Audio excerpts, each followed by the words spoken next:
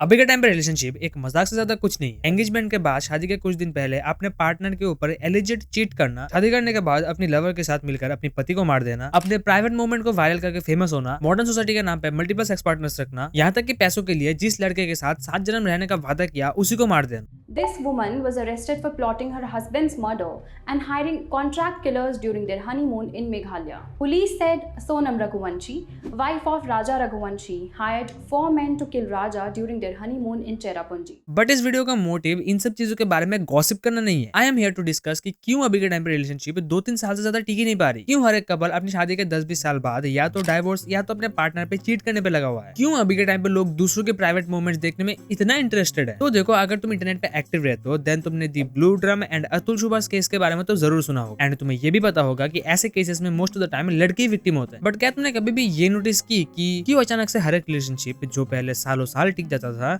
अब वो डाइवोर्स या तो मर्डर केसेस में बदलता जा रहा है। फॉर एग्जाम्पल, तुम लोग खुद को ही देख लो। तुम्हारे मम्मी पापा शादी के बाद चाहे उनमें कितने भी झगड़ा हो, कितनी भी प्रॉब्लम्स आए, कितने भी अनबन हो, वो लोग उस चीज का सोल्यूशन निकालकर अल्टीमेटली एक साथ आ ही जाते थे। आई नो सबकी फैमिली में ऐसा नहीं होता, मैं सिर्फ मेजोरिटी की बात कर रहा हूँ। लेकिन अभी के टाइम पे इसका पूरा उल्टा चल रहा है। पहले डाइवोर्स होता था अगर किसी की मर्जी के अगेंस्ट में उसकी शादी हो जाती, या तो अगर किसी रिलेशनशिप में कुछ ऐसे प्रॉब्लम्स है जो ठीक किया नहीं जा सकता, या तो लड़की वाले डाउरी के लिए कर रहे हैं तो ही। But for now most of the time divorce सिर्फ इसलिए होता है ताकि जो लड़की है उसको एक बिग चंक ऑफ मनी मिल जाए एंड जिंदगी भर विदाउट डूइंग एनी वर्क उसको पैसे मिलते रहे। तो गाइस, एक पैरालाइज्ड मैन को कोर्ट में ले जाना पड़ा स्ट्रेचर में जस्ट बिकॉज उनकी वाइफ मेंटेनेंस डिमांड कर रही थी एंड शी सेड कि वो बहानाबाजी कर रहे हैं अपने हेल्थ का। यस, रिपोर्टेडली शादी के 1 मंथ बाद ही उनका सेपरेशन हो गया था एंड लेटर वाइफ की तरफ से मेंटेनेंस एंड डाउरी हरासमेंट के केसेस लगाए गए थे उनके ऊपर। वाइफ ने एलेज किया कि हस्बैंड फुल्ली फिट है एंड वो अपने इलनेस को एज बहाना यूज कर रहे हैं टू अवॉइड पेइंग मेंटेनेंस। वो आदमी के फैमिली मेंबर्स क्या किया कि वो डायरेक्टली उनको कोर्ट में स्ट्रेचर में लेकर चले गए कि आप लोग अपने आंखों से खुद देख लीजिए कि इनका करेंटली क्या हालत है। वो आदमी की सिस्टर भी रिप्लाई दी कि लास्ट 5 साल से मेरे भाई का ट्रीटमेंट चल रहा है। उनकी वाइफ ने उन्हें कभी सपोर्ट नहीं किया एंड अब तो और भी ज्यादा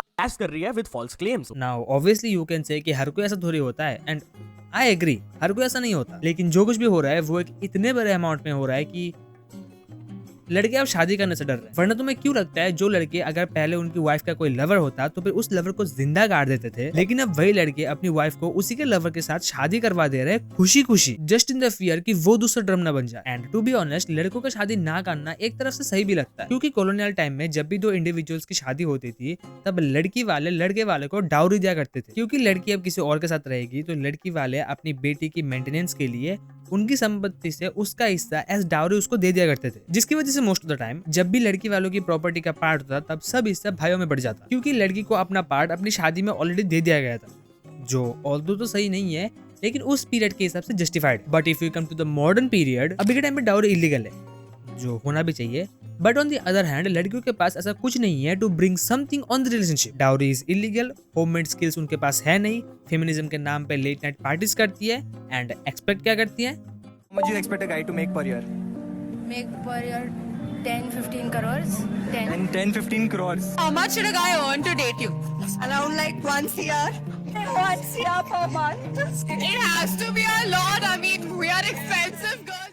मतलब 4 और 5 और 10 लड़कियों के लिए अब लड़के 3 से 4 करोड़ कमाए, जहाँ पर उन लड़कियों के पास ऐसा कुछ नहीं है to bring a meaning to the relationship. तो तुम ही बताओ, लड़के शादी करने से क्यों ना डरे? एक तो वो अपनी मेहनत से सब कुछ बिल्ड करे, पैसे कमाए, अपना घर बनाए, एंड अचानक से शादी के बाद जिस लड़की को वो अपने घर की रानी बनाने के लिए लाया था उसने उसका आधा लूट लिया। तो क्या फायदा ऐसे शादी का जिसका अल्टीमेटली यही होगा? एंड ऐसा मत समझना कि इन सभी चीजों में मैं लड़कियों को गलत बता रहा हूँ कि लड़कियां ही सभी चीजों की मेन प्रॉब्लम है, ऐसा नहीं है। क्योंकि अगर मैं भी लड़की होता तो फिर मैं भी यही करता, क्योंकि फ्री में पैसे किसको नहीं चाहिए। एंड अभी के टाइम पे ये और भी इजी है, एक अरेंज मैरिज करो या तो एक अमीर लड़के को पटाओ, उससे शादी करो, 1 साल बीताओ, डाइवोर्स ले लो, पूरी जिंदगी के लिए पेंशन मिल रहा है तुम्हें, रिगार्डलेस तुम फाइनेंशियली स्टेबल हो या फिर नहीं। जिसमें ऑब्वियसली गवर्नमेंट की गलती है, क्योंकि उन्होंने रूरल एरिया की लड़कियों को स्टेबिलिटी देने के लिए जो चीज लाया था उन्होंने उस चीज पे रेस्ट्रिक्शंस डाला ही नहीं। लेकिन अभी के टाइम पे ये सभी चीजें, राइट रिलेशनशिप ना चलना, 1-2 साल के बाद डाइवोर्स होना, अपनी हस्बैंड के ऊपर अपनी पार्टनर के साथ चीट करना, शादी के 10-20 साल बाद अपनी पति को एंड बच्चे को छोड़कर किसी दूसरे लड़के के साथ भाग जाना, जो मैंने खुद देखा है, इन सभी चीजों का एक कॉमन प्रॉब्लम सूडो फेमिनिज्म।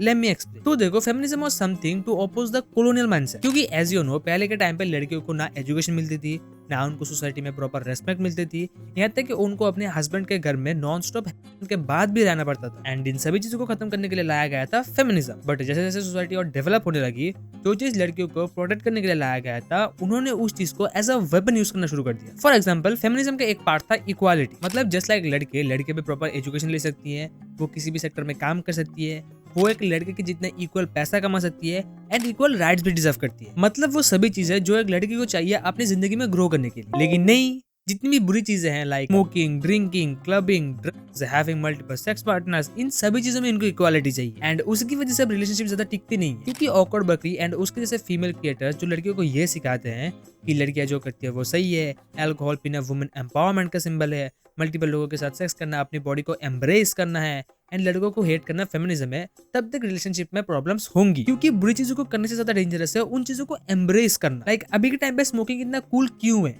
क्योंकि पूरी दुनिया ने उसको एज समथिंग कूल लेबल कर दिया है। बट इसका मतलब ये थोड़ी कि smoking doesn't do any harm नहीं। चलो तुम ही बताओ, जब तुम्हें हर रोज biryani, chowmein, sandwich, paratha, burger ऐसी अलग अलग चीजें खाने को मिल रही है, तब तुम थोड़ी ना घर का हेल्दी खाना खाओगे। एंड ये चीज रिलेशनशिप में भी अप्लाई होती है। जब तुम हर रोज क्लब जा रहे हो, अलग अलग लोगों के साथ सेक्स कर रहे हो, जिसकी वजह से तुम्हें हर रोज अलग अलग चीजें एक्सपीरियंस करने को मिल रही है, तब तुम थोड़ी ना अपने घर पे अपने पति या फिर अपने पत्नी के पास जाओगे। अभी के टाइम पे लोग 1-2 दिन घर का खाना खा लेंगे, लेकिन हर रोज खाना बहुत मुश्किल है।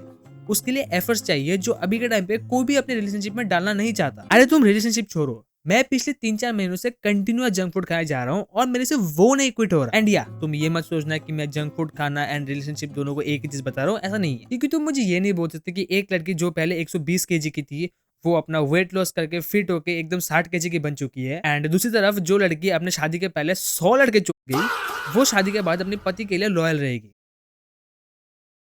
मैं सिर्फ ये समझाना चाहता हूँ कि तुम जितने ज्यादा रिलेशनशिप्स एक्सप्लोर करोगे, तुम अपने मैरिज लाइफ में उतने ज्यादा अनहैप्पी रहोगे। एंड एक्सप्लोर डजंट मीन कि तुम लोगों को एक्सप्लोर ना करो, रिलेशनशिप्स को एक्सप्लोर ना करो, अपने फीलिंग्स को एक्सप्लोर ना करो, ऐसा नहीं है। एक्सप्लोर मीन्स तुम अलग अलग लोगों के साथ सेक्स एक्सपीरियंस मत करो। कोई एक बंदा या फिर बंदी पकड़ो जिसके साथ लगता है कि तुम्हारा फ्यूचर है, उसके साथ सब कुछ एक्सप्लोर करो, वो बेटर है। इस बॉडी काउंट के रेस में भागने का कोई मतलब नहीं। प्लस इन रिलेशनशिप प्रॉब्लम्स में एक बहुत बड़ा हाथ है फोमो का, क्योंकि अभी के टाइम पे मैंने जितना भी ऑब्जर्व किया है, मैं सिर्फ यही देख रहा हूँ कि everyone is getting into a relationship just for the sake कि हर कोई रिलेशनशिप में जा रहा है, जिसकी वजह से तुमने कभी ना कभी ये चीज जरूर नोटिस की होगी कि जो लड़की दिखने में सुंदर है, एकेडमिक्स में अच्छी है, उसका बिहेवियर अच्छा है, वो एक निहायत ही लड़के के साथ रहेगी। Same on the other hand, जो लड़का दिखने में अच्छा है, बॉडी अच्छी है, फाइनेंशियली स्टेबल है, एक अच्छे फैमिली बैकग्राउंड से आता है, वो भी एक बहुत ही घटिया लड़के के साथ दिखने को मिलेगी। एंड ये एक बहुत ही बुरी चीज, क्योंकि उसकी वजह से बहुत सारे अच्छे लोग जो एकदम प्रॉपर शादी मटेरियल के थे, वो लोग अपने पास्ट एक्सपीरियंस की वजह से शादी नहीं करना चाहते। इवन कि मैं जो इतना ज्ञान पेल रहा हूँ, I also suffer from FOMO. मेरे पास ऑप्शंस है, लेकिन जस्ट फॉर द सेक कि मुझे रिलेशनशिप में जाना है, मुझे एक्सप्लोर करना है, मुझे सेक्स करना है, इसकी वजह से मैं किसी के पास भी मुंह मारने के लिए चला जाऊँ, मैं ये सब नहीं करता। I am in the game, but most of the time मैं खुद को बेटर बनाने की कोशिश करता हूँ। And you should also be doing that, क्योंकि don't chase fine shit, be the fine shit. और फाइन शिट का मतलब सिर्फ लुक्स नहीं है, क्योंकि लुक्स ज्यादा दिन नहीं टिकने वाले। तुमने जो सीखा है, तुमने अपने आप को जो इम्प्रूव किया है, तुम्हारा जो बिहेवियर है, वो ज्यादा इंपॉर्टेंट है। सो इम्प्रूव दोज थिंग्स। सो या फोमो के चक्कर में रिलेशनशिप में मत जाओ, तुम्हारा ही future and experience of love खराब होगा। And don't indulge in bad things like body count बढ़ाना है, सेक्स एक्सपीरियंस करना है, एक्सप्लोर करना है, ऐसी चुप के लड़कियों को भाव देना है, ये सब मत किया करो। And I am gonna be brutal, मैं जितना भी लव के बारे में ज्ञान पेल लूँ, marriage is ultimately business deal. तुम्हें पैसे कमाने पड़ेंगे, तुम्हें खुद को बेटर बनाना पड़ेगा। लेकिन अगर उसके बाद भी ऐसा कुछ हो, लाइक 10-20 साल के बाद छोड़ के चले जाना या फिर किसी और के साथ तुम्हारे ऊपर चीट करना, तो फिर उसमें तुम कुछ नहीं कर सकते। Just accept it and move on and be happy कि तुमने अपने आप को जो इम्प्रूव किया है, तुमने अपने आप को जो बेटर बनाया है, वो तुम्हारे पास है। एंड तुमने अपने आप को जितना चेंज किया है, उससे तुम खुश हो।